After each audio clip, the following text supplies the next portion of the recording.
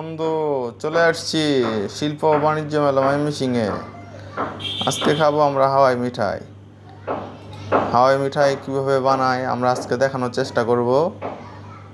আর হাওয়াই মিঠাই বানাইতে মামারা ইউজ করে হচ্ছে একটা ঘূর্ণায়মান মেশিন, আর চিনি, আর একটা রং।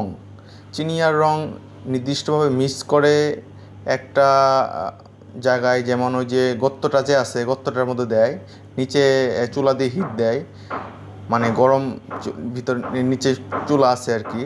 এটা হিট দিয়ে আস্তে আস্তে চিনিগুলো গলতে থাকে, আর মেশিনটা যখন ঘোরায় সাইড দিয়ে আস্তে আস্তে সেটা মাকড়সার জালের মতো বের হতে থাকে। আর এটা স্পিডে ঘোরানোর পরে আর একটা মামা একটা কাঠি দিয়ে এটা আবার কাঠির মধ্যে সংরক্ষণ করে। এইভাবেই হাওয়াই মিঠাই তৈরি করা হয়।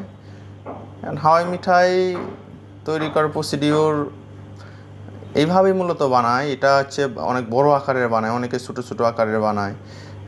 একটা প্যাকেটে 5টা 10টা করে থাকে, আর এটা একটা প্যাকেটে একটা মোটামুটি বড় দেয়। এটার দামটা আমরা জানবো।